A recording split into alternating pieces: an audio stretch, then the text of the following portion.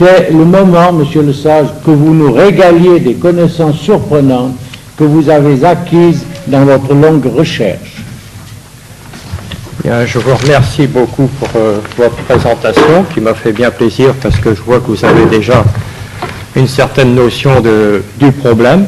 Il est certain que si j'en suis arrivé à avoir une certaine vision particulière du problème, c'est parce que je m'y suis moi-même fait pincer, en quelque sorte, et que j'ai eu la chance de la Sainte Providence de pouvoir m'en être sorti.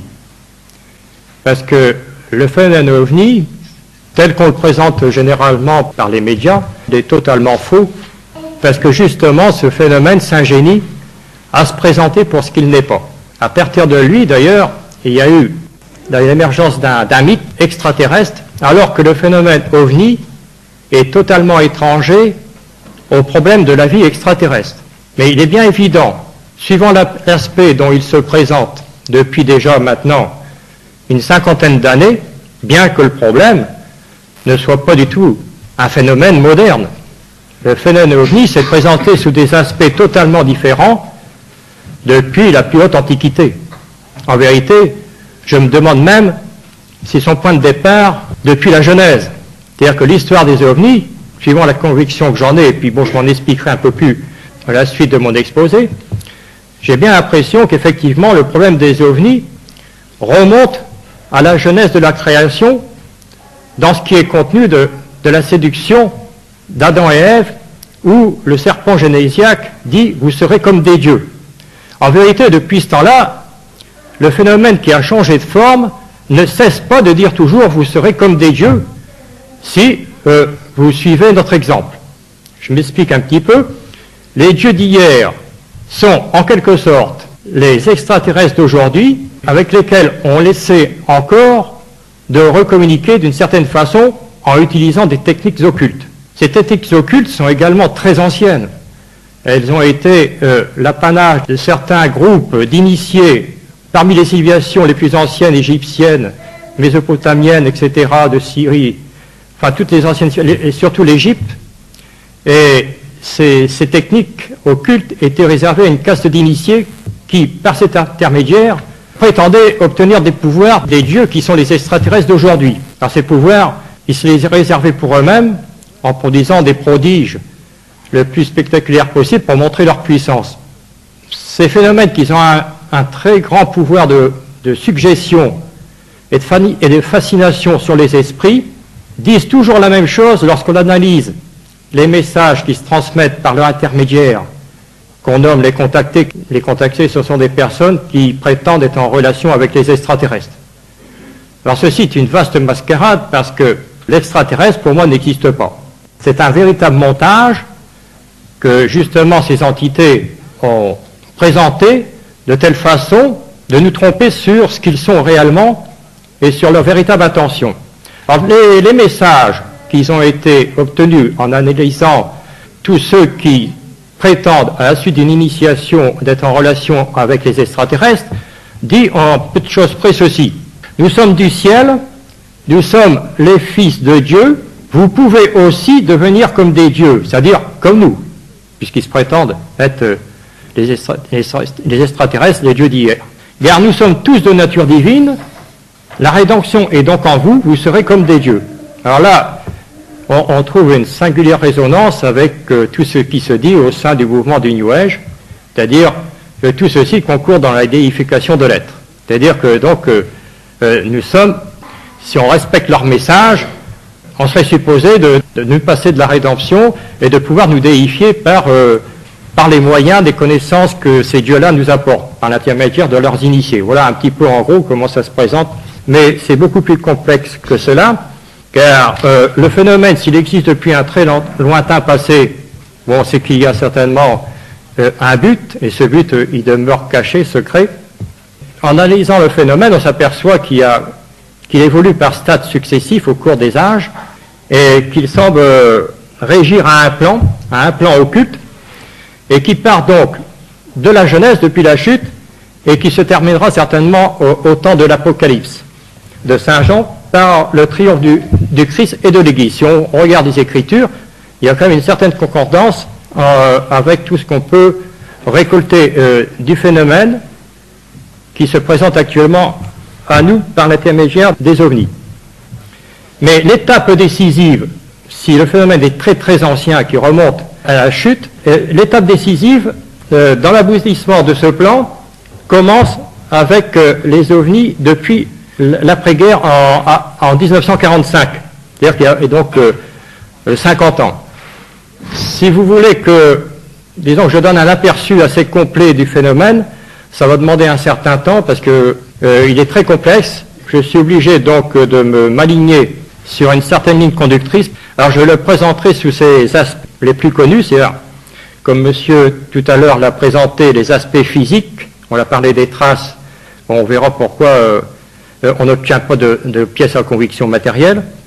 Donc ces aspects physiques, psychiques, spirituels et pour terminer, eschatologiques. Alors donc comment a surgi le phénomène? Il faut que, pour qu'on le comprenne, que je brosse une rétrospective assez brève.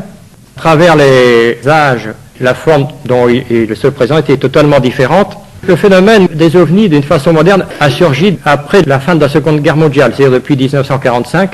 On l'a su longtemps après que le phénomène ovni avait déjà eu des échos dans certaines presses en Amérique du Nord notamment, à la suite de certaines rumeurs disant qu'il y aurait eu certains crashs d'ovnis, par exemple au Nouveau-Mexique, aux États-Unis, et qu'on aurait recueilli donc des êtres humanoïdes, c'est-à-dire d'une ressemblance plus ou moins rapprochée avec nous. Mais ces rumeurs n'ont rien donné de vraiment concret parce que c'est demeuré secret. Là, je ne peux pas trop rendre crédible de telles informations. Mais 1945, ça a été aussi la période où il y a eu des expériences nucléaires, enfin, les premières explosions nucléaires, malheureusement sur Hiroshima et Nagasaki.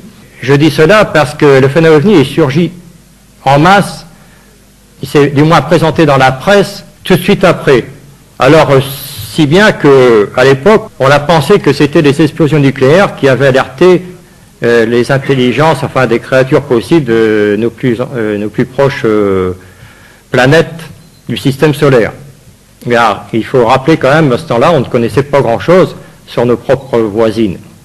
Mais en vérité, c'était le 24 juin 1947 que pour la première fois, le phénomène s'est fait connaître au public. Le 24 juin 1947, c'est quand même pas n'importe quelle date, parce que le 24 juin, c'est la fête de la Saint-Jean-Baptiste. Or, comme on sait que Saint Jean-Baptiste a été le précurseur du Christ, c'est quand même assez curieux de voir que les ovnis se sont fait connaître dans la presse du monde entier cette date-là, quand on sait qu'ils sont eux-mêmes précurseurs du Nouvel Âge. Et je dirais même de l'Antichrist. Car lorsqu'on a étudié le phénomène en profondeur, on s'aperçoit que c'est à cela qu'il nous mène. Bon, ça c'est dit d'une manière assez brutale, je m'en excuse, mais j'espère, quand je parlerai des problèmes eschatologiques auxquels il nous conduit, je pense qu'on y verra un petit peu plus clair. Bref, enfin, l'objectif c'était que ce phénomène se présente d'une manière qu'on pourrait supposer qu'il vienne d'autres planètes. Et tout de suite, donc, bien entendu, comme ces objets avec des caractéristiques qui étaient tout à fait étrangères, surtout en 1947 après-guerre, avec les technologies que nous connaissions, des avions, bon, il n'y avait pas encore d'ailleurs de fusées. Alors on a tout de suite pensé qu'ils provenaient d'autres planètes, comme j'ai dit tout à l'heure. Et c'est ainsi donc qu'il a été faussement associé à la vie extraterrestre. Alors comment s'est construit en vérité le mythe extraterrestre? Bon, à l'époque d'abord on disait pas ovni, on disait soucoupe volante. La plupart des titres dans la presse disaient, je m'en souviens, j'étais jeune à l'époque, mais je me souviens très bien, je découpais des articles de journaux parce que j'étais très intéressé par le sujet. Et très souvent, les titres des journaux disaient ceci, les soucoupes volantes viennent d'un autre monde. Alors il y a eu une forte suggestibilité qui s'est faite dans l'opinion publique. Par la suite, il est certain que le phénomène s'est fait accepter comme extraterrestre. Il faut dire qu'au début des années 50, on ne connaissait pas grand-chose de nos planètes les plus proches, par exemple Mars ou Vénus. On n'avait pas encore lancé de sonde dans l'espace, puisque c'était, si je me rappelle bien, 4 octobre 1957 que la première sonde, qui était d'ailleurs soviétique, a été lancée dans l'espace. Et elle n'a pas été bien loin, je crois qu'elle a été une altitude de 800 km. On ne pouvait pas encore savoir exactement s'il y avait la vie sur Mars ou sur Vénus. Si bien que certains journaux d'ailleurs parlaient de martiens qui venaient nous envahir. Vénus, on n'en connaissait pas grand-chose parce que bon, elle était enveloppée souvent de nébulosité. Mars, on pensait qu'il y avait des martiens parce que l'astronome Schiaparelli avait détecté des sortes de lignes qui partaient des pôles et qui traversaient, disons, les méridiens, jalonnaient les méridiens de la planète. Alors on pensait qu'il y avait une pénurie d'eau, d'ailleurs, et que donc les Martiens avaient essayé de puiser au pôle pour pouvoir l'irriguer sur leur planète. Alors on en était là au début des années 50. C'était vraiment sérieusement comme ça qu'on voyait les choses. Alors si bien que les journaux parlaient de Martiens, on parlait pas encore d'extraterrestres, on parlait de Martiens.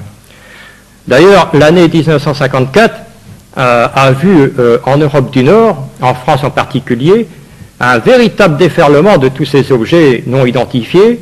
On les voyait pas seulement dans le ciel, on les voyait également au sol pour la première fois, chose stupéfiante, avec des créatures qui sortaient de ces objets-là et qui faisaient quelques petits tours, ramassaient quelques cailloux, quelques échantillons, et repartaient aussi vite, quoi. Comme si que donc des astronautes venant d'ailleurs avaient soudainement découvert notre planète à la suite de notre manifestation technologique due aux expériences nucléaires, et comme si qu'on les avait alertés, et que donc ils venaient, supposant de Mars ou de Vénus, et tiens, il y a de la vie intelligente sur Terre.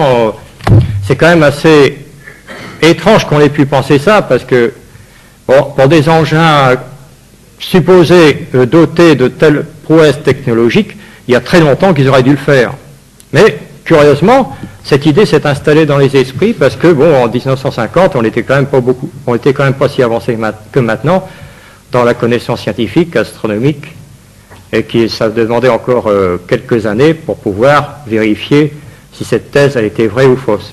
Alors, bien sûr, par la suite, avec les sondes spatiales, on a tout de suite compris qu'il y avait impossibilité qu'il y ait là des créatures intelligentes qui nous envoient des véhicules spatiaux pour voir si chez nous c'était peut-être mieux que chez eux. Ou alors peut-être censé nous envahir, parce que Mars, par exemple, il y avait des problèmes d'eau. Mais moi, je me souviens, étant jeune à l'époque, ça avait quand même beaucoup suggestionné les consciences, et pour certaines personnes comme moi intéressées à la question, on était presque convaincus qu'on était tout près d'une invasion martienne. Voilà, ça c'était donc aux alentours des années 54, 55, c'était un peu le climat psychologique qui régnait à cette époque-là au sujet de ces phénomènes.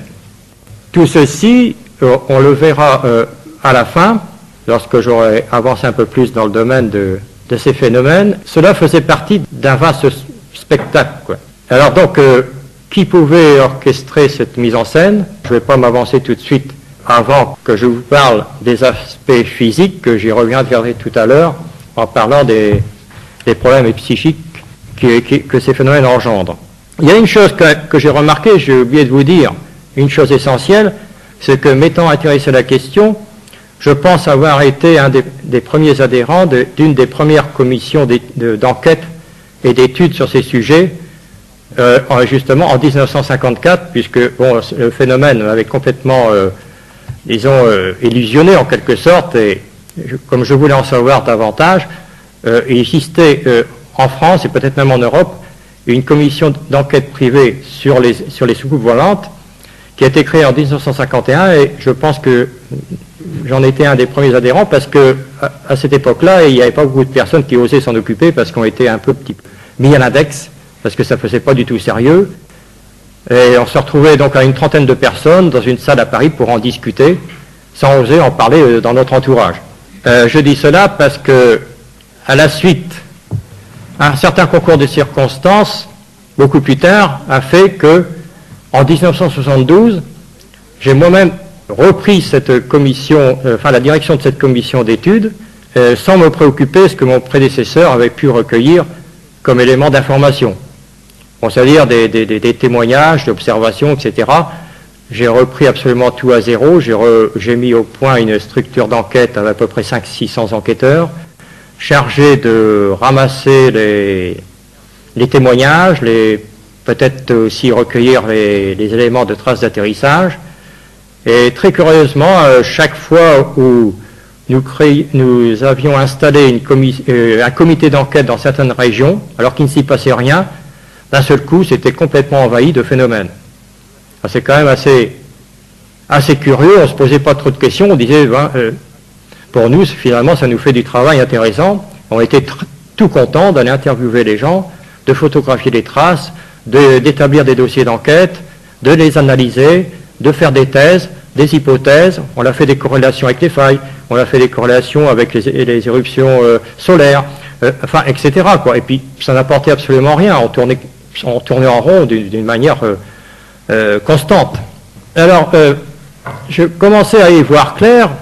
Par la suite, j'ai commencé à me poser des questions à partir du moment où on ne sait plus, l'idée m'est venue de ne plus m'intéresser aux phénomènes virtuels, mais aux personnes qui étaient sujettes à ces phénomènes. À partir de ce moment-là, il y a eu des indices nouveaux qui ont été recueillis, surtout au niveau, j'en parlerai tout à l'heure, au niveau psychologique et même psychique. Il y avait quand même un détail qui était quand même assez curieux, c'est que la plupart des gens qui étaient sujets à ce que, en langage d'ufologue, j'étais un ufologue à l'époque, je suis très content de ne plus en être un maintenant, parce que quand on connaît la véritable nature du problème, on est tout content de s'en démarquer. Pour moi, je dois faire même un effort ce soir pour vous en parler, parce que c'est, disons, un petit peu contre moi. En quelque sorte, je suis tout à fait en opposition avec ce que, quand j'étais beaucoup plus jeune, je défendais. Je suis tout à fait en opposition maintenant. Alors donc, il s'est passé quelque chose, c'est-à-dire que cette recherche, puisque ce qui m'a peut-être un petit peu protégé, c'est que par rapport à beaucoup de gens qui cherchaient le merveilleux dans ces phénomènes, moi, je cherchais la vérité. Je voulais absolument savoir d'une manière très sincère qu'est-ce qu'il y avait derrière tout ça, qui est-ce qui tirait les ficelles, comment ça se passait, etc. Mais ça a été très loin, parce que je me suis rendu compte au bout d'un certain temps que moi-même, j'étais un petit peu manipulé, quoi. Il y avait des éléments qui se présentaient à moi d'une manière très fortuite, et je disais, belle aubaine, ça arrive juste à point, ça va peut-être me renseigner, puis en vérité, petit à petit que j'avançais, je ne me rendais pas compte, j'étais de plus en plus piégé dans ma recherche, quoi. Non, je n'avais jamais accès, j'avais jamais de satisfaction dans ma recherche. Et c'est exactement ce qui se passe pour tous ceux qui... Bon, maintenant, je peux en parler un peu plus ouvertement. C'est exactement ce qui se passe pour tous ceux qui s'adonnent à l'occulte. C'est-à-dire, il y a une très forte fascination d'abord de ces phénomènes, et ensuite, il y a une emprise sur l'esprit qui se fait progressivement. C'est-à-dire, au lieu d'avoir un éclairage spirituel, eh bien, c'est le contraire ce qui se passe. C'est un enténébrement. Alors donc, on perd pied avec la réalité. D'ailleurs, on retrouve cette rupture avec la réalité au niveau des sectes, parce que le phénomène des sectes est à peu près parallèle.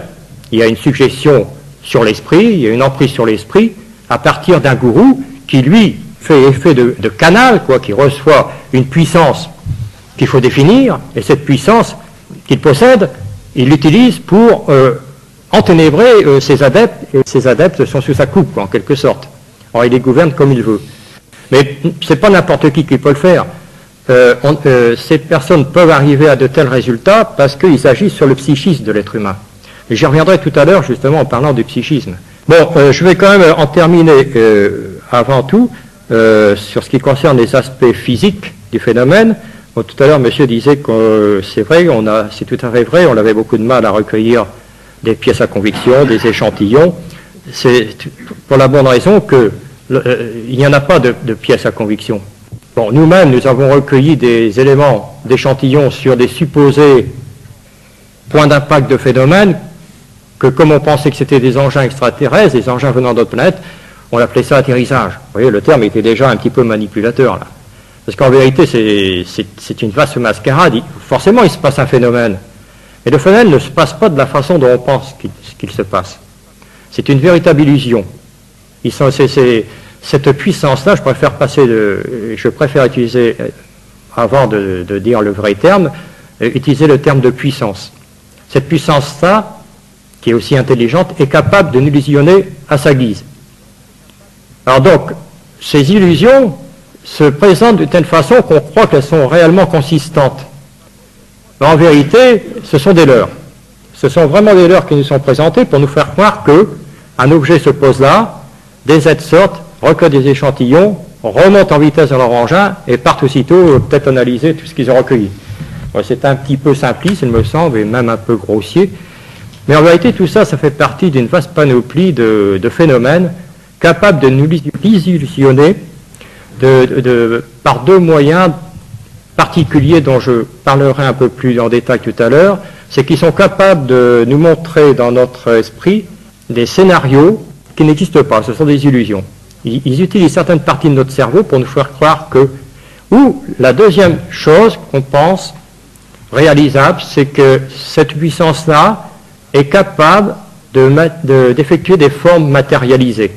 C'est-à-dire qui ne sont vraiment pas consistantes au niveau technologique, matériel. D'ailleurs, on l'aurait certainement retrouvé, comme a dit monsieur tout à l'heure, des éléments, bon, parce que c'est aussi assez curieux que si ces engins sont technologiques, qu'ils soient infaillibles aussi, parce que bon, il y a quand même, on l'a répertorié quand même, depuis le temps que ça dure, des millions, des dizaines de millions de cas d'observation, et jamais il y a eu de panne, jamais il y a eu d'incident, jamais on a pu recueillir quoi que ce soit. Forcément, parce que le phénomène n'est pas vraiment technologique, ce n'est pas des engins tôles avec des rivets, des boulons, etc. Ce sont simplement des formes matérialisées qui se présentent comme si c'était des engins bien solides. Je ne dis pas qu'il n'y ait pas quelque chose de parfaitement matériel, mais temporairement. C'est-à-dire qu'il y a une matérialisation qui s'effectue d'une manière très brève, et ensuite dématérialisation. C'est vrai parce que nous avons, parmi les recueils du matériel photographique, etc., je me souviens d'un film qui montre qu'à un certain moment, on voit un objet bien défini, quoique, je dois dire, les objets sont toujours soit lumineux, et s'ils se présentent sur une forme matérialisée, ils sont flous. Je mets au défi absolument mon ami Georges Menguer, qui est ici, qui est notre représentant en Suisse de la commission de recherche sur ces phénomènes, que maintenant, bon, on ne recherche plus ces phénomènes, mais notre tâche maintenant, c'est en connaissant un petit peu plus, on essaye d'avertir les personnes qui se font attraper par toutes ces illusions-là, quoi, parce qu'il y en a toujours. Eh bien, M. Menguer, donc, seulement me confirmer que parmi les centaines de photos qui nous sont passées entre nos mains, ça a toujours été des éléments flous, soit des éléments lumineux, une masse lumineuse, soit une masse matérielle, enfin se présentant semi-matérielle, mais floue. On ne voit jamais de structure proprement dite. Vous voyez, ce qui montre que quand même, ce qui est flou est quand même aussi suspect de toute façon. Parce que si c'était vraiment des engins d'une structure bien définie, technologique, avec des êtres qui en connaissent un peu plus que nous, je ne vois pas pourquoi ils se cacheraient, se présenteraient pas un petit peu plus à nous, parce que, au contraire, ça serait dans leur intérêt de montrer qu'ils viennent d'autres planètes. Mais ce n'est pas le cas. Donc, ils sont capables, ces objets-là, d'apparaître, de disparaître, de se décomposer, de se recomposer, et de changer de forme même en cours de manifestation. C'est-à-dire, par exemple, on voit un objet rond, d'un seul coup, on voit qu'il devient tubulaire, ou ça devient un triangle, etc. Alors donc, il y a une transformation de forme qui se fait en cours d'évolution. Et d'autre part, bien souvent, on voit des objets qui se présentent, bon, suivant une masse lumineuse, et soudainement, cette apparition s'éteint comme un écran de télévision. Alors, c'est pas l'objet qui s'en va comme ça, qui disparaît dans le lointain à l'horizon, non. C'est bien souvent des témoins m'ont dit, un objet est apparu, je l'ai parfaitement vu, puis d'un seul coup, je ne l'ai plus vu. Il a complètement disparu, comme si il s'était éteint, quoi. Alors, c'est bien ce qui montre quand même qu'il y a autre chose, et que le phénomène répond plutôt du domaine de la magie, pareil par enchantement, que donner une explication par le mode technologique. Ils sont donc capables, ces objets-là, d'immatérialité et de matérialité à la fois. J'ai un autre témoignage qui me revient à l'esprit tout de suite, qui montre aussi que ces objets sont capables de prouesses absolument phénoménales et qui ne pourraient absolument pas effectuer ces prouesses-là s'ils étaient vraiment technologiques. Je me souviens qu'un ami qui avait travaillé sur les champs de tir d'expériences atomiques au Sahara, qu'avant les expériences, me disait-il, les ingénieurs filmaient au théodolite des objets qui tournaient au-dessus du champ de tir alors que c'était tout à fait secret et que donc personne ne pouvait savoir à l'avance quand aurait lieu l'explosion. Ces objets étaient quand même là. Et au moment de l'explosion, au moment où la boule de feu de l'explosion se développe, les objets ont été vus fonçant carrément dans la boule nucléaire, et ce qui est totalement impossible, quoi. Aucune matière ne peut résister à une chose pareille. Mais si on conçoit que ces objets ne sont pas vraiment matériels, tout s'explique. Vous voyez? Alors, c'est pour ça que j'aborderai plutôt dans ce sens que ce ne sont pas des objets vraiment matériels. Ils sont capables de matérialisation, ils sont capables également de nous illusionner, mais à ce moment-là, on comprend mieux le phénomène. D'autre part, on l'a vu également, pas toujours dans le ciel et sur terre des phénomènes, on en a vu également dans la mer. J'ai recueilli des témoignages de certaines personnes qui étant sur un bateau venant de l'île de la Réunion et qui ont parfaitement vu un objet lumineux à bâbord du bateau venir sur le bateau, traverser le dessus du bateau et ressurgir de l'autre côté à tribord. Mais alors, quand je les ai questionnés, ils m'ont dit, mais on n'a pas vu de remous, on n'a pas vu de bouillonnement, on n'a pas vu de sillage, on n'a rien vu de tout ça.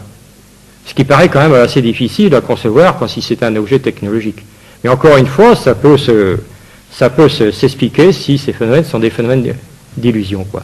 Alors dans ces conditions, on conçoit très bien que les scientifiques ne s'intéressent pas à la question et qu'ils ont un certain dédain de pouvoir analyser ces phénomènes-là. Ils n'ont pas la possibilité de l'étudier scientifiquement, parce que si c'est des phénomènes qui ont plus recours à la magie, il n'y a pas de consistance. Et aucun scientifique n'a osé s'avancer dans ce terrain marécageux jusqu'ici.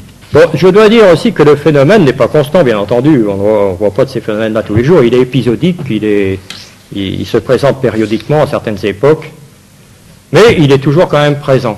L'autre hypothèse qui a été suggérée, est-ce qu'il s'agit d'armes secrètes, etc., je ne pense pas que ça soit pensable, parce que le phénomène, comme je l'ai dit tout à l'heure, il est très ancien. Il a apparu d'une forme moderne après la guerre, suivant, et il y a une certaine... il se module en fonction en quelque sorte de nos croyances et de notre technologie, quoi. Il est capable également de mimétisme. Mais si c'était des armes secrètes, depuis le temps que ça dure, je crois qu'il y aurait quand même eu des fuites qui nous auraient renseigné, et humainement parlant, ça ne semble pas non plus possible. D'autant plus que le phénomène a été vu à travers les âges, et il y a très longtemps, sous des apparences plus conformes à la croyance de l'époque. Et il se métamorphose, justement, suivant les époques. Et de tout temps, si on fait également des recherches sur les chroniques anciennes, on s'aperçoit que de tout temps, il y a eu des signes qui ont apparu dans le ciel. Au Moyen-Âge, en Occident, on ne voyait pas des objets comme on voit maintenant d'une forme moderne, de disques, etc., d'apparence métallique ou lumineuse. On voyait surtout des genres de comètes, des torches, des flammes, des croix, des lances, des dragons, des lunes, des soleils, etc. Les chroniques de l'époque rapportent tout ça. En 1608, par exemple, a été recueilli dans les archives de la ville de Nice un témoignage qui relate qu'il y a eu un combat dans le ciel entre deux personnages qui se livraient une bataille entre eux au-dessus de la mer de Gênes et Marseille, je crois. Et ceci avait dû apeurer suffisamment la population, parce que ces archives mentionnent qu'on l'avait amené les canons dirigés vers la mer au-dessus où se déroulait le phénomène, des canons à bouée bien entendu, et qu'il y a eu 800 coups de canon tirés sur ce phénomène. Alors si c'était vraiment simplement que des petits mirages comme ça, je ne crois pas que la population aurait eu une certaine crainte et qu'il n'y aurait pas eu 800 coups de canon tirés. Alors, vous voyez, c'est quand même assez inquiétant, parce que quand on voit des phénomènes comme ça, il y a de quoi forcément se poser des questions. Je dois dire aussi d'ajouter qu'au cours de ces phénomènes que je viens de relater, là, de 1608, il y a eu des pluies de sang qui se sont opérées, qui ont justement laissé présager à la population que des événements de mauvais augure pourraient se produire. Au XVIIIe siècle, d'une manière plus rapprochée, changement de forme de nouveau de ces objets-là, on aperçoit surtout des ballons mystérieux qui allant contre le vent et laissant laissant entrevoir des espèces d'amarres d'encre qui tombaient de ces ballons-là. Ça encore, ça a été recueilli dans des vieilles chroniques.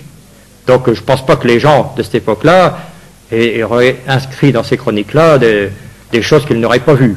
Mais ce que je voulais dire à ce sujet-là, c'est que le phénomène prend donc une consistance en fonction de ce qu'on connaît, quoi, de l'époque.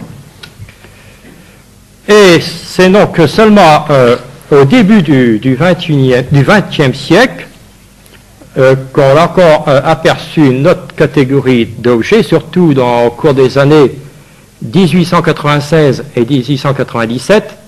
Bon, c'était la fin pratiquement de la marine à voile, et on commençait à voir apparaître maintenant la machine à vapeur.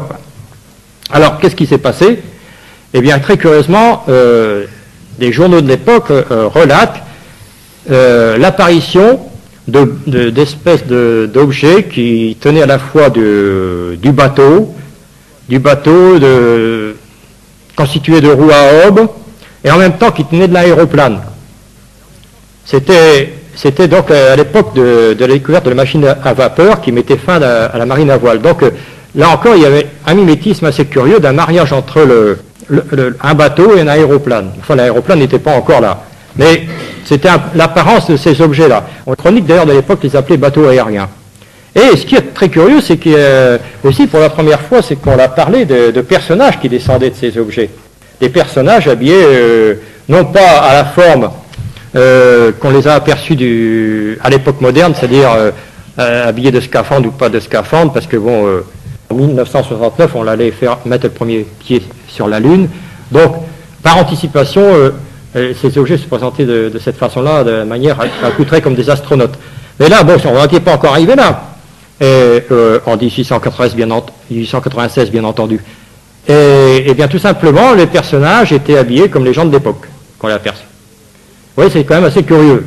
Mais donc, il y a quelque chose qui semble nous singer, en quelque sorte, nous modeler en fonction de ce que nous sommes, de connaissances, et qui nous connaît parfaitement. Donc, il y a quelque chose de beaucoup plus puissant derrière tout ça. Je voulais dire, donc pour conclure, pour passer à un autre aspect du problème, que le phénomène s'adapte à notre technologie en la singeant grossièrement. Voilà ce que je voulais dire. À l'époque moderne, après-guerre, les ovnis modernes, disques lumineux ou d'apparence métallique, on pensait donc avoir affaire à des engins spatiaux. Alors donc, je résume, le mythe extraterrestre apparaît, et ensuite il y a des scénarios, des mises en scène, apparition de créatures d'aspect humanoïde, atterrissage, recueil d'échantillons. Les humanoïdes apparaissent parfois d'une manière robotique, d'allure rigide, marchant comme des robots, ou parfois, encore plus inquiétant, sous aspect animal, et même des fois reptilien. On l'a aperçu, et c'est là que ça nous éclaire un peu plus, c'est qu'on l'a aperçu, c'est dommage, je n'ai pas apporté ces documents, mais on l'a aperçu des êtres qui tenaient vraiment de l'animal, avec des oreilles pointues, il n'avait rien de l'apparence réellement humaine.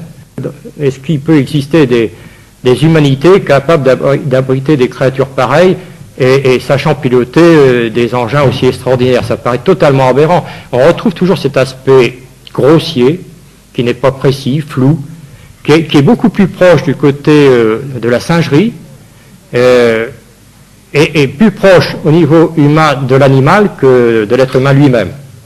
Alors vous voyez, on commence là à cerner un petit peu le phénomène, non plus sous son apparence, mais sur ce qu'il cache réellement sous sa véritable nature. Donc tout ceci, ce sont des leurres. Enfin, ces leurres ont été construits réellement par l'intelligence qui se trouve derrière. Parce qu'il semblerait que ces phénomènes ne sont jamais que des intermédiaires d'une intelligence qui est très supérieure, je dirais même certainement à la nôtre, parce que pour faire ces réalisations magiques-là, il faut vraiment une intelligence quand même très forte. Elle nous connaît beaucoup mieux que peut-être nous connaissons nous-mêmes. Bon, là, je m'avance peut-être un petit peu. Mais, pour vous dire réellement comment le phénomène, en vérité, depuis de très longtemps, se déploie devant nous, en se moquant un petit peu de nous, parce que vraiment, il n'y a pas de respect dans cette attitude-là, on nous prend presque pour des êtres inférieurs. des êtres qui, eux, se prétendent de nature supérieure, des êtres venant de planètes beaucoup plus avancées, en nous considérant presque comme des rats de laboratoire. C'est pas tellement plaisant pour nous. C'est un peu se moquer de la créature humaine. Alors, ça ne tient pas, vous voyez, cette explication extraterrestre telle qu'on nous le présente généralement. Et malheureusement, les médias abondent totalement dans ce sens-là. Jamais on a essayé d'approcher le problème d'une autre façon, comme j'essaye de le faire ce soir.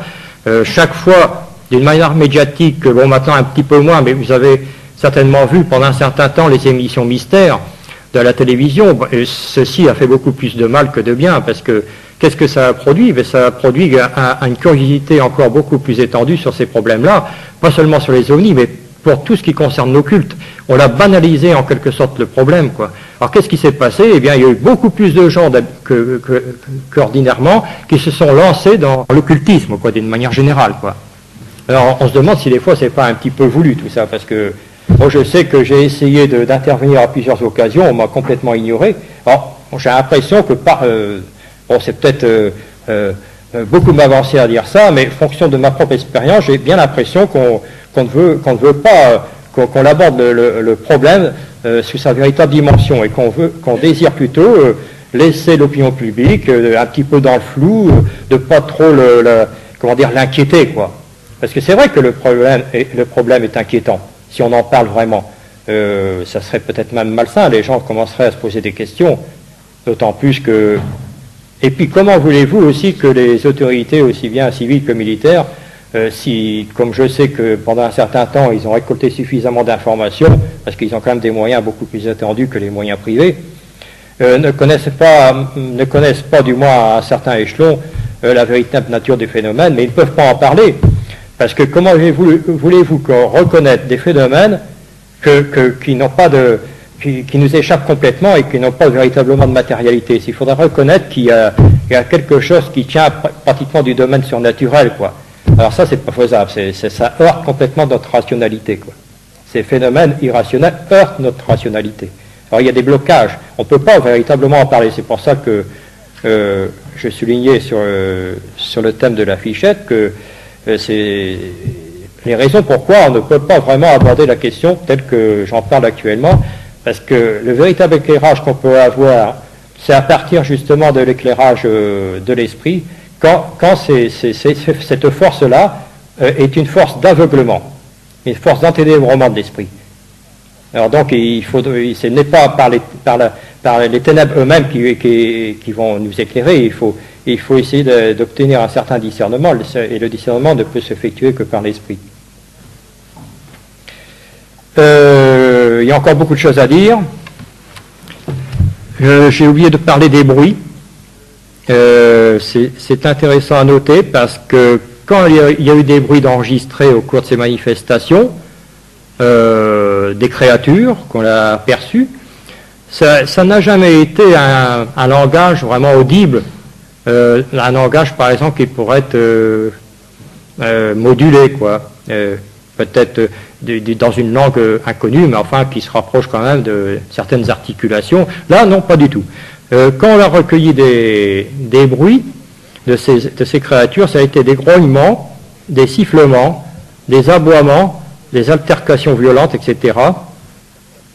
Et il y a un parallélisme assez flagrant, et là on découvre tout de suite le poteau rose, c'est qu'il y a un parallélisme assez flagrant avec les bruits qu'on a recueillis au cours des exorcismes. Bruit effrayant, hennissement de chevaux, klaxon d'auto, claquement de porte, rire sarcastique, sanglots, roulement de tonnerre, etc. Quand on connaît les sphères du curé d'Ars, bon, on voit quoi on a à faire. Vous voyez, là, maintenant je crois que on commence à entrevoir la véritable nature du phénomène. Quant à l'attitude des humanoïdes, là aussi, elle est tout à fait conforme à l'aspect diabolique. Indifférence aux témoins, totale indifférence. Parfois, ils ont un air moqueur, ricanement, étonnement, faisant un semblant de curiosité lorsqu'ils aperçoivent un témoin. Parce que je pense que même quand des objets sont vus de très près, que ce n'est pas par hasard, quoi. C'est assez fortuite. Ils savent très bien qu'il y a un personnage qui est dans son champ, par exemple, et qu'ils vont jouer leur petit cinéma, quoi. Alors forcément, le témoin va aller raconter ça, les journaux vont s'en saisir, et puis voilà, ça va faire le tour de tous les journaux, quoi. Et le tour aura été joué. Les odeurs aussi, des odeurs ont été très caractéristiques qui ont été recueillies au cours de certaines manifestations. Odeur de soufre, d'ozone, odeur infecte, insupportable, quand c'est pas toujours le cas, lorsqu'on constate qu'il y a ces odeurs. Alors là, c'est encore le signe quand même d'une manifestation très caractéristique des manifestations diaboliques. Les humanoïdes, bon, j'en ai parlé, bon, j'ai encore quelques mots à dire. Il y a des catégories, il y a autant de catégories qu'on veut, quoi, hein. Je me souviens qu'on avait essayé de cataloguer les différents types d'humanoïdes, puis on s'est aperçu qu'il y en avait tellement que c'était pas possible, quoi, de cataloguer. Il y avait toutes les formes possibles. Alors il faudrait supposer à ce moment-là, si c'était extraterrestre, qu'ils viennent de multitudes de planètes, quoi, de différentes races, et c'est absolument aberrant. Les types, je l'ai dit tout à l'heure, il y avait autant de types qu'on peut imaginer, le type robot ou aspect animal, j'en ai parlé, mais justement, type animal est une caractéristique. On l'a observé des êtres qui avaient je m'excuse de dire ça, mais c'est tout à fait vrai, les pieds et les mains palmés. Oui. Mais c'est quand même assez invraisemblable d'observer des choses pareilles. On l'a observé des nains à grosse tête, etc. Enfin tout ça, c'est pas très joli à décrire. Et des apparences aussi, des apparitions d'elfes, de lutins, enfin des apparitions très conformes aux elfes et aux lutins du XVIIe et XVIIIe siècle qui ont disparu d'ailleurs avec l'apparition de l'ère moderne. C'est-à-dire qu'il y a eu une apparence nouvelle finalement qui s'est opérée, quoi. Bon, ceci dit, donc, j'en terminerai avec tout l'aspect physique du phénomène tel qu'il se présente. C'est pas la peine de rentrer dans les détails, je crois que c'est assez consistant pour décrire un petit peu la façon dont se présente le phénomène à nous, c'est cet aspect physique. Les ovnis ont aussi une action de puissance, je l'ai dit tout à l'heure, de suggestion et de fascination sur l'esprit. C'est-à-dire qu'il y a une sorte d'emprise psychique sur l'esprit. Et ceci s'apparente tout à fait très bien également avec les phénomènes paranormaux. Les personnes qui ont été sujets à des manifestations rapprochées d'OVNI, en général, voient dans leur environnement le déploiement de phénomènes paranormaux. Maintenant, j'ai des personnes qui, bon, par nos publications, on dévoile un petit peu l'aspect du problème. J'ai des personnes qui me téléphonent pour se confier un petit peu des problèmes auxquels ils sont sujets. À partir d'un phénomène OVNI, eh bien, il y a toute une section de manifestations paranormales qui se déroulent dans leur environnement. Bon, par exemple, des apparitions d'entités, des phénomènes paranormaux du genre lévitation, poltergeist, c'est-à-dire poltergeist, déplacement d'objets sans intervention humaine. Ce qui montre qu'il y a une parenté entre tous ces phénomènes. Je me souviens, il fut un temps, j'avais dit que j'avais fait un rapprochement entre les phénomènes OVNI et les phénomènes paranormaux, et on s'était moqué de moi parce qu'on lui avait dit comment voulez-vous expliquer un phénomène par un autre phénomène. Mais c'est pas du tout ça, c'était que je voulais montrer que les phénomènes OVNI étaient comparables aux phénomènes paranormaux, capables de manifestations magiques, d'apparaître, disparaître, de se produire d'une manière tout à fait inconcevable pour nous, quoi, sur l'aspect physique. C'est ça que je voulais souligner. Ces phénomènes, finalement, sont proches de l'ancien spiritisme. D'autant plus que certains personnages, des êtres comme vous et moi, prétendent être en relation avec les extraterrestres. Au contraire, quand on s'y attentionne un peu plus près, c'est là qu'on s'aperçoit qu'il y a une relation de cause à effet. Parce que les contactés, bon, ça c'est un terme qui a été donné par ceux qui s'intéressent aux ovnis, contactés, sous-entendu, extraterrestres. Mais en vérité, le contacté, qu'est-ce que c'est? Ben, c'est ni plus ni moins qu'un médium. Parce que, bon, au début, il y a une rencontre rapprochée avec un phénomène OVNI, et par la suite, le phénomène OVNI n'est plus indispensable, mais la personne, elle reçoit des sortes de messages dans son mental, se prétend à partir de ce moment-là être en relation de pensée avec les créatures extraterrestres. Et ça, ce phénomène est tout à fait réel. C'est intermédiaire donc avec des esprits. Bon, si on transpose ce phénomène extraterrestre à ce niveau-là, les contactés, c'est ni plus ni moins que des médiums qui sont en rapport avec la même puissance que que ceux qui trompent d'une manière par les esprits.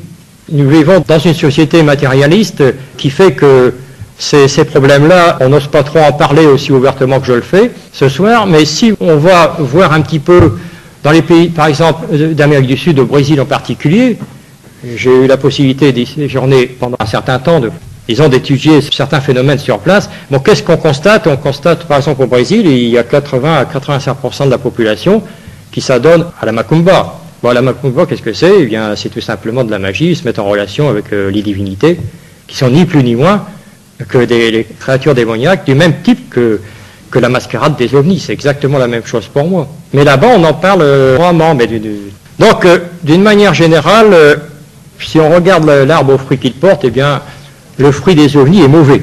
Hein. On sait très bien qu'un bon arbre porte de bons fruits. Ça, c'est la règle du discernement. Vous le reconnaîtrez à leurs fruits. Dans Luc chapitre 6, verset 43. Ou encore dans Saint Matthieu, chapitre 12, verset 34, qui nous éclaire, c'est par son fruit qu'on reconnaît l'arbre. Alors, je vous lis, le fruit des ovnis est donc mauvais. Dans certains cas de manifestation, il y a des rayonnements qui sont jetés sur le personnage, qui le paralysent, il est jeté à terre. Il y a aussi toute une quantité de troubles psychiques qui se déclarent à la suite de certaines manifestations d'ovnis, et même de marquages physiques, des empreintes, sortes de stigmates. Bon, et je pourrais citer des cas, mais enfin, à quoi bon? Tout ça ne peut pas nous amener bien loin. Mais il y a surtout, et ça c'est beaucoup plus grave, viol du cerveau, de la conscience, il y a viol psychique. C'est cette puissance de manipulation des ovnis est capable d'intervenir à l'intérieur de notre cerveau. Il y a des scénarios qui sont effectués, scénarios grossiers d'enlèvement, de rap, etc. En vérité, ça n'existe pas. Ça n'existe que c'est simplement une sorte de cinéma paranormal qui se développe à l'intérieur du psychisme. Quoi. Parce que ce qui est intéressant de savoir, lorsque des personnes approchent un phénomène, je dis pas, c'est pas tout le temps, mais dans certains cas, et des personnes qui approchent le phénomène, d'abord, par exemple, un ovni lumineux qui se présente tombe dans l'inconscience. Quand ils reprennent conscience, ils s'aperçoivent d'abord qu'il s'est écoulé beaucoup plus de temps que la normale.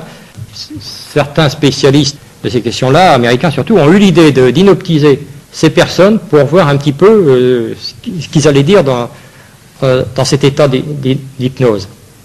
C'est à partir de ce moment-là que se sont dévoilés les scénarios d'enlèvement. En état d'hypnose, qui lui pose des questions, raconte tout un scénario qui a été enlevé, qui a été examiné à l'intérieur de l'OVNI, qu'on lui a fait peut-être des analyses de sang, etc. Enfin, tout ça, c'est une véritable mascarade parce que ça n'a jamais eu lieu. Ça a été un scénario qui a été inscrit dans le cerveau de l'être humain et qu'on a recueilli de cette façon-là. Mais ça n'a aucune crédibilité parce que quand on hypnose quelqu'un, la personne qui hypnotisée peut raconter tout un scénario qu'on lui a mis dans le cerveau, quoi, qui n'a jamais existé, en vérité. Mais c'est certainement comme ça que ça doit se passer. Parce que même un hypnotiseur est capable de faire ça, c'est-à-dire d'agir dans l'inconscient de l'être humain, de lui inscrire une fausse réalité, on ne s'en souviendra plus, mais on pourra le retrouver en replongeant en état d'hypnose et va raconter tout ce qu'on lui a incrusté dans le cerveau. Quoi. On peut faire tout ce qu'on veut.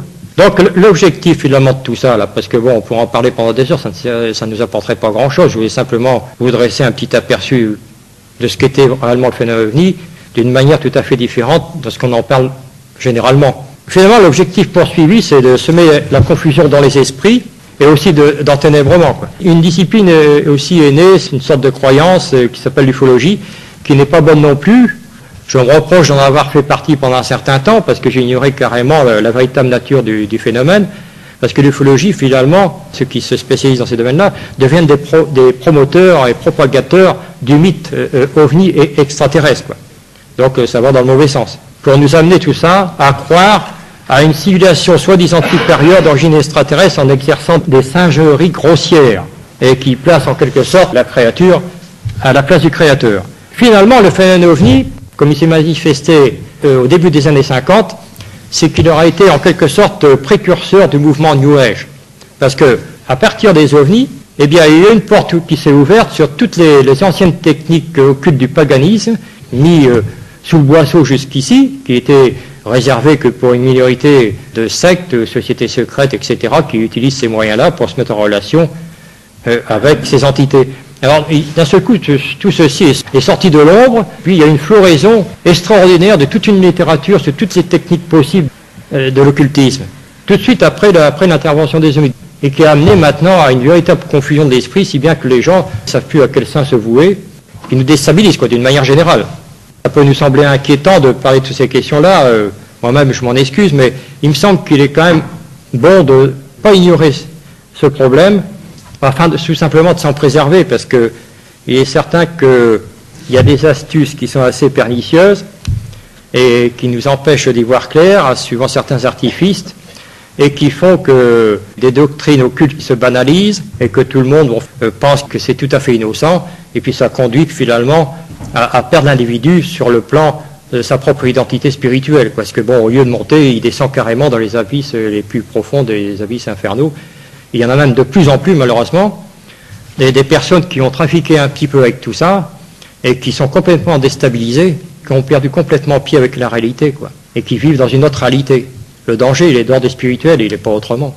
C'est finalement de perdre l'individu dans la partie la plus noble qu'il possède, c'est son esprit. Comme cette intelligence ne peut pas intervenir directement au niveau de l'esprit, parce que bon, l'esprit, c'est quand même la partie la plus importante de l'être humain, alors ils ne peuvent pas y toucher. Alors qu'est-ce qu'ils font? Ils biaisent d'une certaine façon, ils essayent d'atteindre notre psychisme par l'inconscient, le subconscient. Comme c'est la partie la plus fragile de l'être, des sens, etc., donc avec action suggestive, de fascination, etc., le plus grand tort qu'on a, c'est de justement attentionner. C'est là qu'on se fait avoir. Ces phénomènes ont été quand même prévus d'une certaine manière dans certains écrits bibliques, surtout de l'Apocalypse. Et puis il y a certains messages. Je pense qu'en tant que catholique, vous connaissez le message de la Salette, de Mélanie Calvat, etc. Eh bien, dans son message, elle rapporte exactement tous ces phénomènes. Il y a une correspondance assez frappante entre l'Apocalypse, par exemple, verset 9, où il est relaté que le cinquième ange, et où il est question d'une étoile qui tombe du ciel, procède à l'ouverture du puits de l'abîme, en correspondance avec un certain passage du message de la Salette. Je vais d'abord vous citer le passage de l'Apocalypse de Saint Jean, qui s'y rapporte. L'ouverture du puits de l'abîme, c'est-à-dire, bon, le puits de l'abîme, qu'est-ce que c'est? C'est l'enfer, Et il se leva du puits une fumée d'une grande fournaise. De cette fumée s'échappe sur la terre des sauterelles, et il leur fut donné de nuire aux hommes qui n'ont pas le sceau de Dieu sur leur front. Il leur fut donné de les tourmenter. Elles ont à leur tête l'ange de l'abîme, Apollon. Or, Apollon, ça c'est une divinité grecque du panthéon des dieux grecs. C'est certainement correspondant au Lucifer judéo-chrétien, parce que il y a des correspondances lorsqu'on s'y attentionne un petit peu plus. Et peut-être même le prince de la puissance de l'air. Il y a une analogie assez frappante qui est avec un certain passage de saint Paul à ce sujet-là. Bon, alors maintenant, cette vision de l'Apocalypse trouve, donc, je le disais, une singulière résonance avec le message de la Salette Mélanie Calvat en 1848 qui dit « En l'année 1864, Lucifer avec un grand nombre de démons seront détachés de l'enfer, donc là, du puits de l'abîme, c'est la correspondance, ils aboliront la foi peu à peu, et même dans les personnes consacrées à Dieu, ils les aveugleront d'une telle manière. Ils auront un très grand pouvoir sur la nature. Il y aura des églises pour servir ces esprits, c'est-à-dire les sectes occultes, les sectes sataniques, etc. Des personnes seront transportées d'un point à un autre par ces esprits mauvais, parce qu'ils ne seront pas conduits par le bon esprit de l'Évangile. C'est tout à fait justement dans le phénomène ovni, ça on le constate. Il y a des personnages qui, à la suite d'une confrontation d'un phénomène ovni, se sont retrouvés, d'abord ils sont tombés inconscients, lorsqu'ils ont repris leur sens, se retrouver à un endroit totalement différent de l'endroit initial où ils étaient. Et c'est qui correspond parfaitement à ce que dit le message de la Salette. Ils seront transportés d'un lieu à un autre par ces mauvais esprits parce qu'ils ne seront pas conduits par le bon esprit de l'Évangile. Et il est dit également, une chose qui s'est accomplie, on ressuscitera des morts et des justes. Il y a maintenant des techniques électroniques qui permettent, tenez-vous bien, de pouvoir visionner ces entités. Cette technique s'appelle la transcommunication. Sur écran de télévision, on est capable maintenant de faire apparaître des spectres. Et ça, je peux vous l'assurer. Il y a des organisations qui répandent tout ça. Et quand j'ai essayé d'intervenir, c'est là qu'on voit qu'il y a une puissance, j'étais éjecté carrément. Et on voit qu'il y a une puissance derrière tout ça. C'est exactement correspondant également avec ce passage, on ressuscitera des morts et des justes. C'est ni plus ni moins que du spiritisme effectué avec des moyens modernes, électroniques. Il est encore dit dans ce passage, on refuse le surnaturel divin, on sera confronté au surnaturel diabolique. j'essaye de citer des éléments qui sont intéressants au niveau de certaines apparitions de la Vierge. Par exemple, à Bayezid, New York, le 13 septembre 1974, la voyante dit « Dieu le Père trouve nécessaire que tu informes les hommes de science que les véhicules connus sous le nom d'OVNI sont envoyés par l'enfer pour tromper et déconcerter l'humanité en lui faisant rechercher un autre monde, celui des extraterrestres, lequel n'existe pas. » Ceci est tout à fait compatible avec tout ce qu'on connaît du phénomène. Le 28 septembre 1974, un autre message dit, et qui correspond au message de la Salette et également à l'Apocalypse 9 de Saint Jean, du Puy de l'Abîme, de nombreux véhicules de l'enfer sont maintenant lancés sur le monde. Beaucoup d'hommes seront témoins de ce phénomène provenant de Satan. Ne vous laissez pas abuser, ces véhicules existent, mais ils sont un phénomène surnaturel provenant de l'abîme de Satan. Ils sont la manifestation des derniers jours de Satan pour troubler l'humanité et la remplir de désordre. Ceci qui est tout à fait correspondant avec le déferlement de toute une littérature qui est dit également dans le message de la Salette, les mauvais livres abonderont sur la terre. Actuellement, vous rentrez dans une librairie, il y a un rayon très spécialisé pour tout ce qui concerne l'ésotérisme et l'occultisme. Et tout ce qui était avant caché, qu'on n'osait pas diffuser, maintenant n'importe qui peut utiliser des techniques diaboliques pour se mettre en relation avec les démons. C'est absolument incroyable. Mais rentrer dans n'importe quelle librairie, c'est très rare si vous ne voyez pas un rayon de l'occultisme, quoi. Alors c'est à la portée de n'importe qui, quoi. Et ça déséquilibre les gens. Après, on s'étonne qu'il y ait un détachement de la foi chrétienne. Et forcément, vous savez que le pape Léon XIII a eu une vision où le démon demandait un sursis de 100 ans. Bon, si on fait 100 ans de plus, ça fait bien 1964, et c'est à partir de là. Les ovnis ont surgi au début des années 50, les ovnis modernes, quoi, à partir des années 60, et c'est suivi tout de suite après les ovnis un déferlement de toutes les techniques occultes, quoi. Maintenant, c'est la banalisation. Si bien que plus personne n'en a peur, au contraire, moi je rencontre des jeunes qui demandent à être en contact avec les entités qui supposent être soi-disant extraterrestres, etc. Mais quand j'essaie de leur montrer à quoi on a affaire, je suis repoussé violemment, je suis tout à fait déconsidéré, quoi. Il n'y a pas de dialogue possible. Ce qui montre l'état de pollution dans lequel on est maintenant, quoi. Et c'est extrêmement grave parce que les médias ont aidé à ça. La télévision, les émissions de mystère, les émissions de ceci, cela. On voit beaucoup d'émissions sur la magie, on voit des émissions sur tout ce qui est diabolique, quoi. Alors tout ceci banalise ces questions. Voilà la partie malheureusement inquiétante que je voulais simplement dévoiler, parce qu'il me semble qu'il faut mieux avertir que guérir, vous voyez. Parce que moi, quand je rencontre des jeunes qui ont trafiqué dans l'occulte et que je vois à l'état où ils s'en sont réduits, c'est-à-dire de véritables blocs humains, et qu'on ne peut plus rien faire pour eux, malgré tous les efforts possibles, eh bien, c'est vraiment triste, je peux vous l'assurer. Bon, il y en a que j'arrive à récupérer, parce que maintenant, le but, c'est essayer, bon, puisque ça a été mon chemin. Je suis passé par ces mauvaises portes, j'ai pu m'en sortir par la Sainte Providence, je vous le dis sincèrement. J'étais vraiment aidé. Je ne pourrais pas être là ce soir pour vous en parler. J'ai compris maintenant que je suis passé par toutes ces étapes-là pour les comprendre et pouvoir essayer d'aider ceux qui maintenant s'y font attraper. Tous les semaines, j'ai 3-4 appels téléphoniques, des jeunes surtout, mais aussi des personnes moins jeunes, qui sont complètement piégées dans ces domaines-là, parce que bon, c'est tout répandu, et qui ne savent plus où ils en sont, ils ont perdu contact complètement avec la réalité. Connaissant le sujet, j'arrive à discuter à leur niveau, quoi. Alors, il y a une certaine confiance qui s'établit, et je sais qu'ils me cachent l'essentiel. Quand je leur montre que je connais le sujet, ils disent « Ah ben tiens, oui, s'il me dit ça, c'est qu'il connaît. » Parce qu'à ce moment-là, je dis « Mais vous avez fait ceci, vous avez pratiqué ceci, oui, c'est ça. » Ils lâchent le morceau, en quelque sorte. Et ils me disent exactement la source de leur problème qu'ils voulaient me cacher, au départ. Alors à partir de ce moment-là, tout dépend de la personne, si elle désire vraiment s'en sortir ou pas. Si elle a été un petit peu trop loin, il y a une irréversibilité qui s'est produite. Et je ne peux pas la ressortir, c'est pas possible. De toute façon, on peut les sortir qu'avec l'aide de Dieu, ça c'est certain, mais la plupart, il y a une chose aussi que j'ai oublié de dire, c'est que toutes les personnes qui s'adonnent forcément dans ces chemins tortueux, ce sont des personnes qui sont athées, qui ne sont pas croyantes et qui s'adonnent à l'occultisme, quoi, forcément, quoi, sinon ils ne le feraient pas, de toute façon, c'est certain. Alors voilà, c'est la partie inquiétante. Je sais que c'est difficile d'en parler, et que moi, personnellement, je refuse de faire de conférences publiques, parce que, d'abord, je ne suis pas conférencier, et d'autre part, les derniers essais que j'ai faits, c'était l'année dernière, M. Georges Wenger était avec moi, à Strasbourg. Je me suis fait piéger parce que j'avais été invité dans un groupe pour donner une conférence, pas sur les ovnis, d'une manière générale, sur la séduction de l'occulte, quoi. Et puis, bon, j'ai constaté que la personne qui m'avait invité, elle était dans l'esprit du New Age. J'avais été déjà mis au parfum parce que le titre de la fichette que j'avais demandé de faire, c'était « Vous serez comme des dieux ». Alors curieusement, je constate que tout a été changé. Je m'étais posé des questions, puis tout de suite j'ai eu la réponse, parce que alors forcément il y a eu des réactions violentes, vous comprenez, après coup quoi. Parce que elle m'a avoué recevoir une instruction à partir d'un maître asiatique. Elle a été enseignée par la lumière universelle. Vous savez, on emploie tous les mots qu'on veut.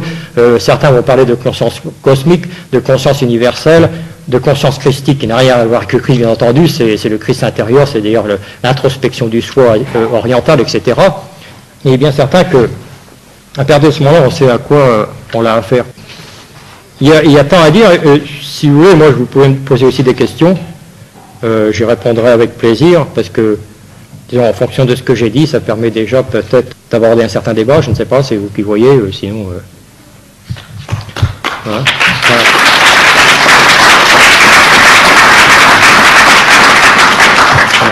Vous avez entendu parler d'un certain Maître Ria. Maître Ria. Non, vous ne connaissez pas, c'est un personnage curieux. On m'a envoyé énormément de copies de tout ça, qui se prétend l'instructeur du monde, quoi. C'est-à-dire le Christ, quoi. Et c'était forcément un faux Christ, quoi. Mais ce personnage vivrait actuellement dans une communauté asiatique à Londres, et il serait capable d'apparaître, de disparaître un peu partout sur le globe. Je ne sais pas si vous en avez entendu parler.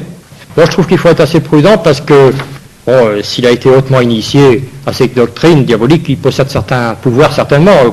Moi, je ne pense pas que ce soit l'antéchrist, parce que pour que ça soit l'antéchrist, il faut quand même qu'il y ait un pouvoir autrement que ça. Il faut qu'il y ait le pouvoir politique, il faut qu'il y ait le pouvoir religieux, etc. Parce que l'antéchrist, je pense que ça va dans le sens des nouvel ordre mondial, gouvernement mondial, la religion universelle. Et qui est-ce qui peut diriger ça? Certainement pas un être humain ordinaire. Déjà, quand on voit ce qui se passe en politique un peu partout, on a du mal à maintenir les ficelles. Alors, il faut que ce soit quelqu'un qui ait quand même des capacités, disons, paranormales en quelque sorte, quoi. Il faut qu'il soit investi par l'esprit de Satan, il faut le dire carrément. C'est ça l'antéchrist. Bon, ce personnage est, à mon avis, un des antéchrists, quoi. Et qui prépare le véritable antéchrist. Bien sûr. Ah, quand c'est tout, justement, vous faites bien de souligner le contraire. Vous avez dit un mot clé, là. Un mot clé.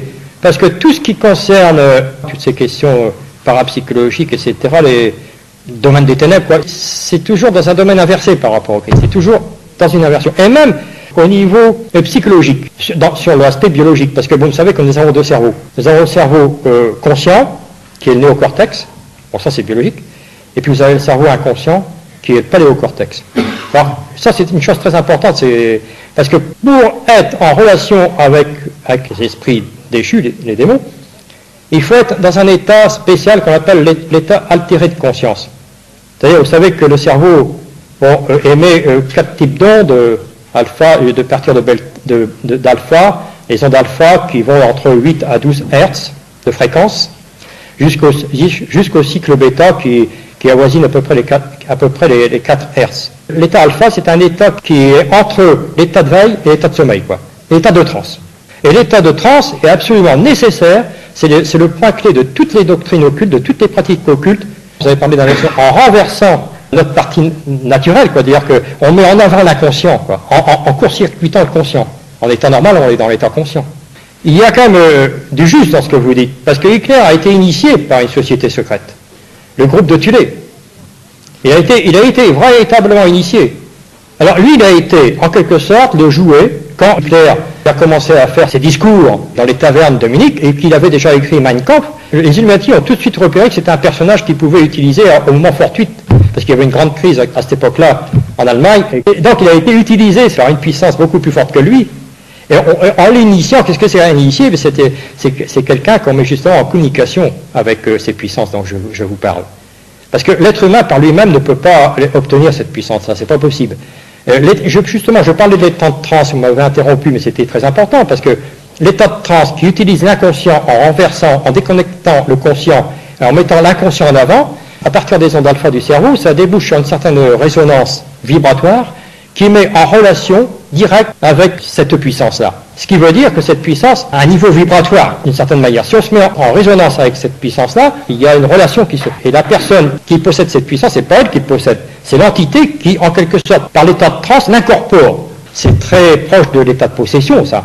Mais la capacité de suggestion, comme avait Hitler, pour obtenir le résultat qu'il a obtenu, humainement, ça semble difficile. Il avait une puissance avec lui qui n'était pas la sienne, qui était une puissance démoniaque, quoi. C'est ça, je suis tout à fait d'accord avec vous.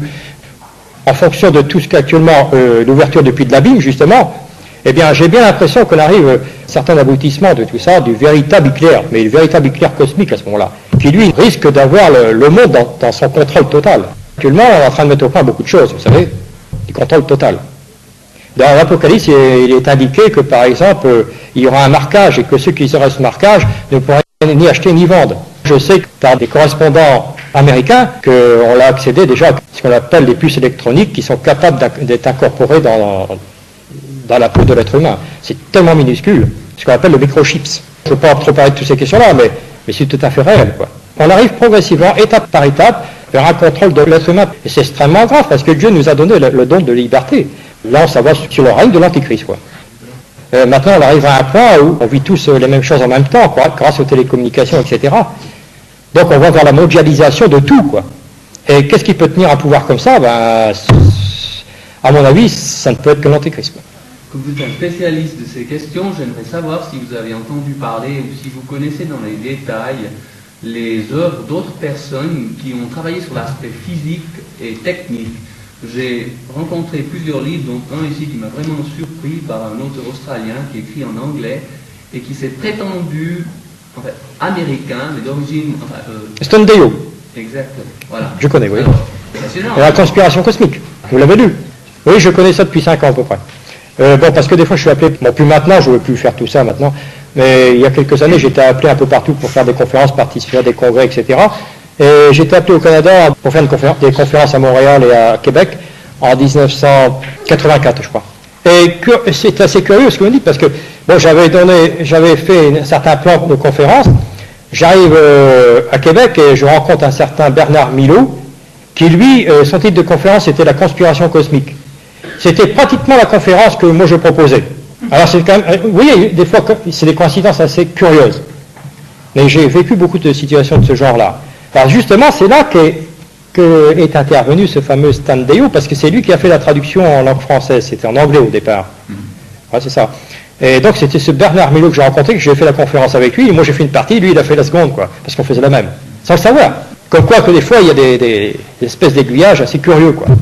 Mais ça allait tout à fait dans le sens que ce que je vous raconte maintenant, suivant un plan bien défini de l'humanité, qui marche étape par étape, successive, de façon que ça rentre dans les consciences, et puis qu'on s'aperçoive de rien jusqu'au jour où on a les pieds et les mains liés, quoi.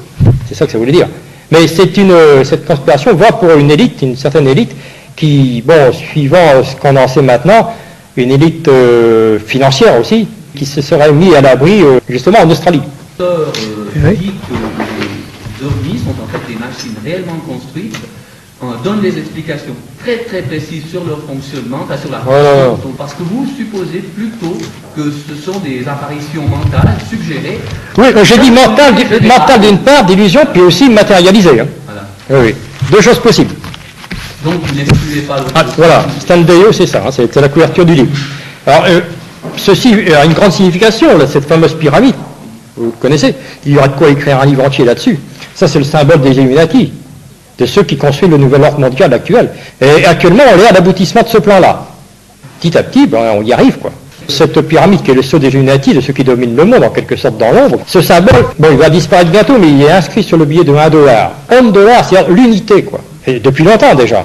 Par exemple, il y a beaucoup de publicités comme ça. Bon, ça paraît anodin. Bon, quelqu'un regarde ça, il tourne la page. Mais en vérité, qu'est-ce que vous avez là? Vous avez la pyramide et vous avez un œil. C'est l'œil qui voit tout, quoi, judéo-maçonnique, quoi. Ça paraît anodin comme ça. Mais vous en avez beaucoup de choses comme ça, hein. C'est parce qu'on n'y fait pas attention. Petit à petit, ça s'inscrit dans l'inconscient. Je suis étonné que vous connaissiez effectivement Standeyo, parce que son livre a été très peu répandu. Moi-même, j'ai écrit un livre qui a été complètement retiré de la circulation, parce que je suis obligé d'éditer moi à compte d'auteur, parce que je ne trouve pas d'éditeur, du fait que c'est irrecevable, et puis pour la plupart des éditeurs appartiennent à qui de droit, on sait. Hein. Bon, moi, ce livre-là, un des rares livres que j'ai édité, j'ai fait éditer par des éditeurs. Bon, comme celui-ci, c'est la manipulation occulte, où je dis pratiquement ce que dit Standeyo, quoi. Ça a aidé beaucoup de gens. Alors, curieusement, le livre à peine en circulation, l'éditeur a été mis en faillite. Oui. Mais on ne peut pas me redire financièrement, je peux vous le dire tout de suite. Ah. Non, je suis arrivé au maximum. Ah bon. Hein.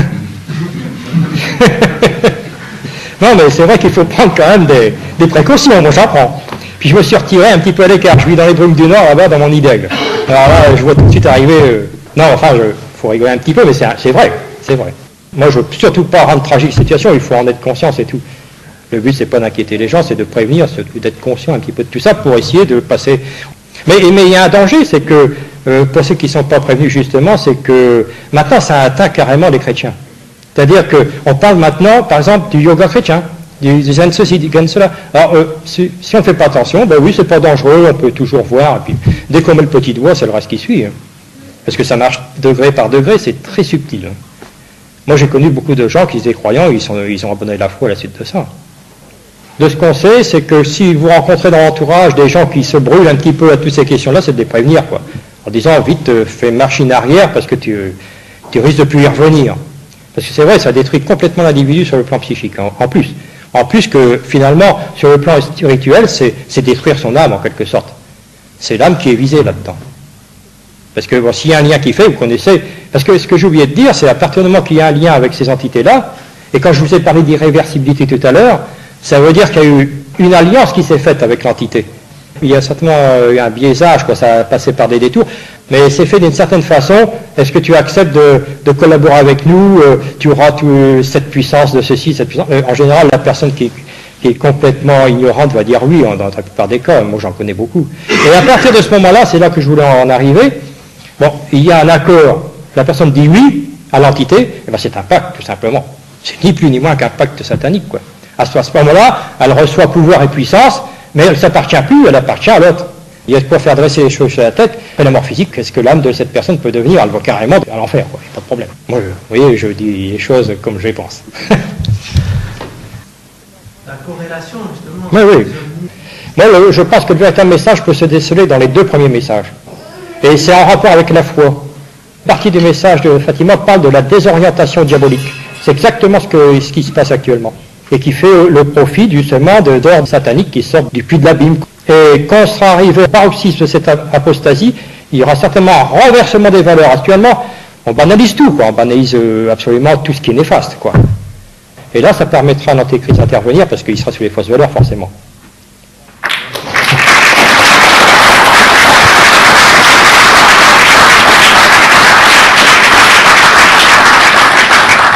Je vous remercie beaucoup de votre attention, ça m'a fait beaucoup plaisir de m'exprimer parmi vous. Et ça m'a fait aussi plaisir par la même occasion, de connaître votre sympathique petite ville de Sion, qui m'a fait sortir un petit peu des brumes du Nord.